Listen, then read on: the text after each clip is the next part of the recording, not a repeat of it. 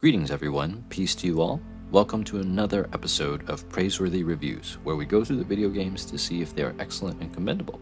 Today we'll be reviewing Dragon Age Inquisition, the third game in BioWare's Dragon Age series.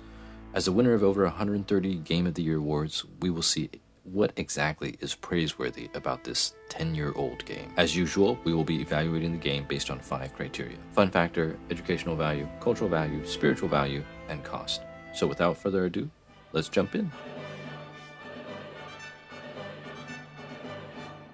The gameplay of this Dragon Age game retains some elements from both Dragon Age Origins and Dragon Age 2, making Inquisition a sort of amalgamation of both games. The combat was, at least to me, one of the least fun aspects of the game. The player is allowed to play with both a tactical camera like in Origins or using the more action RPG style camera in Dragon Age 2. Honestly, I am more of a tactical guy, but I found the combat so unengaging that I used the default action camera just to get the combat over with more quickly. I went with a sort of high APM Knight Enchanter Mage build, but even then it just felt like you push the buttons when the cooldowns are ready. That's it.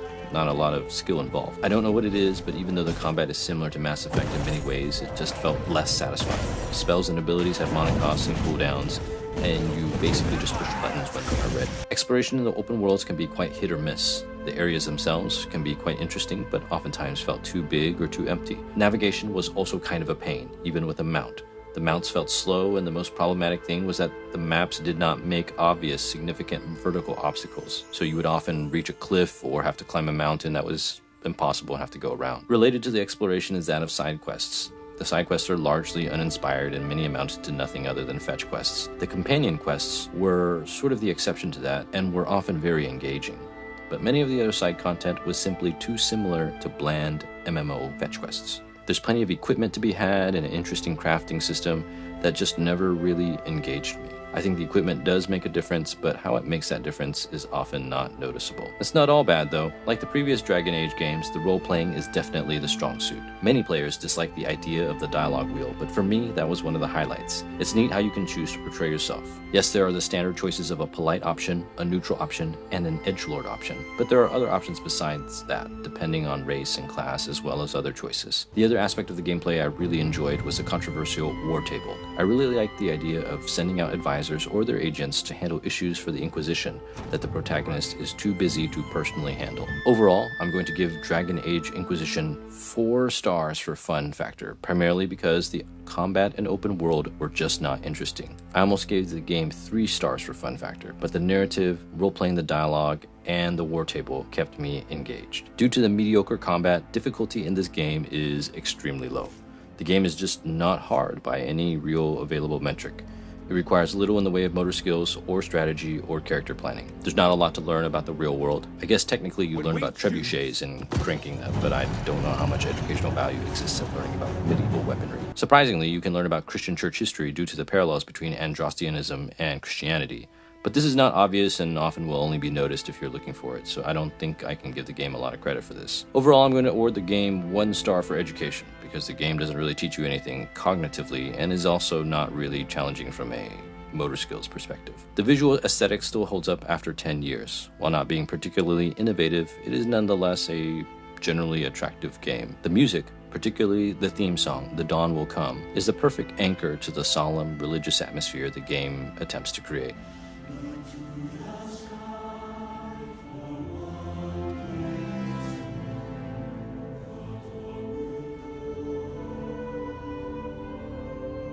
While the narrative is not particularly original, at least when it comes to portals being open to demon worlds, the way that the game approached the narrative was generally pretty interesting.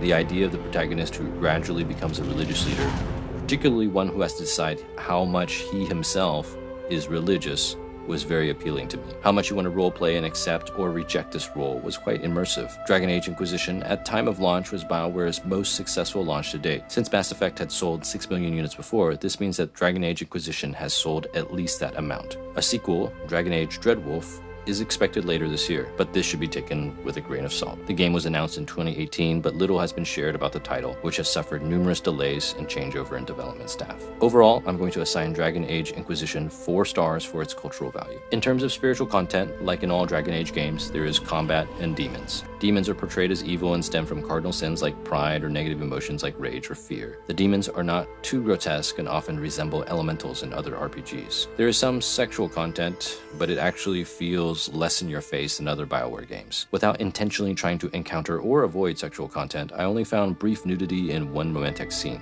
Inquisition does contain the signature Dragon Age gratuitous amounts of blood splatters that started in the first Dragon Age game. On the positive side of things, the Chantry, while portrayed as flawed and failing, is sort of contrasted with the Inquisition, which is portrayed positively. The Maker has put you on a difficult path. I pray you walk it safely.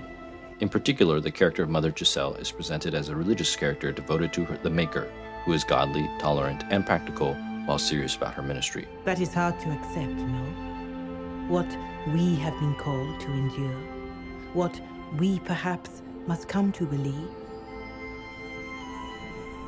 Many, but not all, of the main characters are portrayed as seriously religious, but not blindly so. As a game that is thoroughly about religion, the game contains some of the best portrayal of religion and faith I have ever seen in a video game. The themes of the game were particularly powerful to me. For more on what those themes may be, consider watching my biblical themes video on the religious themes that the game tries to explore. Overall, I'm going to assign the game 5 stars for spiritual value. The game contains a huge amount of content for the time rich, but much of it can be quite bland.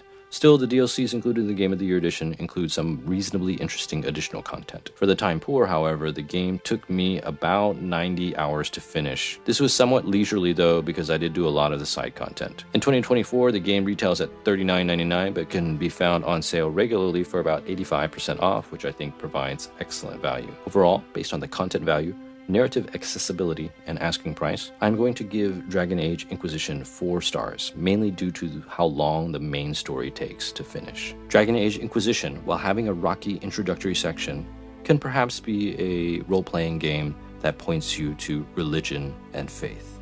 If you are meant for this, if the Inquisition is meant for this, I pray for you.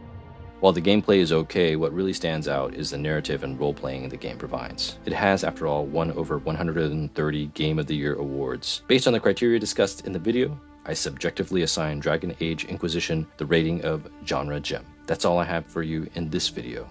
Bless you guys. Thank you so much for watching. I really appreciate it. If this video blessed you in some way, please consider watching some of my other videos, subscribing, or sharing with me some of your thoughts in the comments below.